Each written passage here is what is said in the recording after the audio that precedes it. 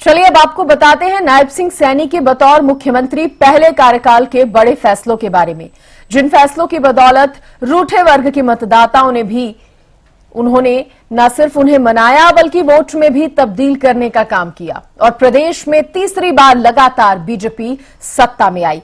आखिर कैसे सीएम नायब सिंह सैनी एक साधारण कार्यकर्ता से जनप्रिय नेता बन गए, इस रिपोर्ट में देखिए।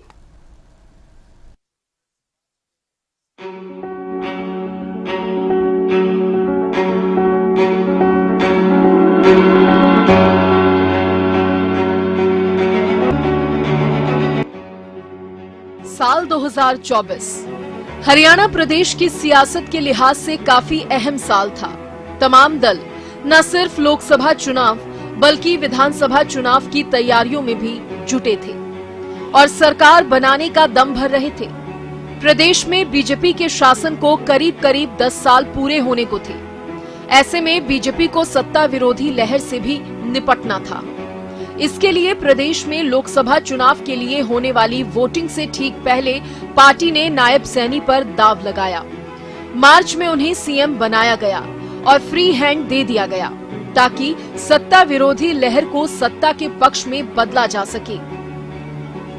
और पार्टी ने जैसा सोचकर नायब सैनी पर दांव लगाया, उससे भी कहीं बेहतर परिणाम सामने आए। नायब सैनी ने पहली बार सीएम बनते ही जिस अंदाज में सियासी पिच पर घोषणाओं का बल्ला घुमाया और अलग अलग वर्गों के सम्मेलन में शामिल होकर सिंगल डबल रन बटोरे, इसी मेहनत का नतीजा चुनाव परिणामों में देखने को मिला। हरियाणा के सियासी समीकरण पूरी तरह से बदल गए। चुनावी परिणाम सामने आए तो हर कोई हैरान था। प्रदेश के इतिहास में जो अब तक नहीं हुआ वो हो गया। लगातार तीसरी बार सरकार बनाने का मौका, वो भी पूर्ण बहुमत के साथ बीजेपी को मिला। इसलिए ये कहना बिल्कुल भी अतिशयोक्ति नहीं है कि इस जीत के असली हीरो नायब सैनी ही रहे।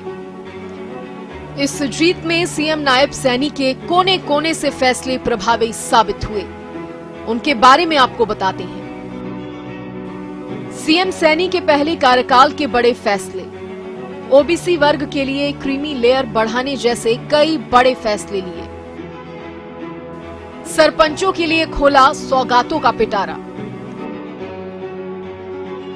अग्निवीरों को 100% नौकरी, रोजगार की गारंटी। एमएसपी पर सभी 24 फसलों की खरीद का फैसला। बीपीएल परिवारों के लिए 500 रुपए में रसोई गैस सिलेंडर।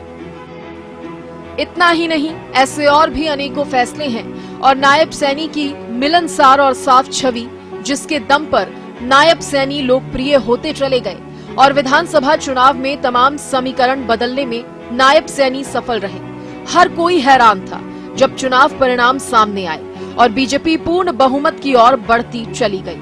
पूर्ण बहुमत से भी ज्यादा 48 सीटों पर बीजेपी को जीत मिली और हरियाणा के इतिहास में ऐसा पहली बार था जब किसी दल को लगातार तीसरी बार सरकार बनाने का मौका मिला हो। भले ही पीएम मोदी और अमित शाह समेत बीजेपी के तमाम स्टार प्रचारकों ने भी पूरी ताकत चुनाव प्रचार में झोंकी हो और उम्मीदवार भी सोच समझकर पार्टी ने उतारे हों, लेकिन हवा के विपरीत पार्टी को जो पूर्ण बहुमत मिला है, इस जीत के लिए असली हीरो नायब सैनी को ही माना जा रहा है। News desk, Haryana news.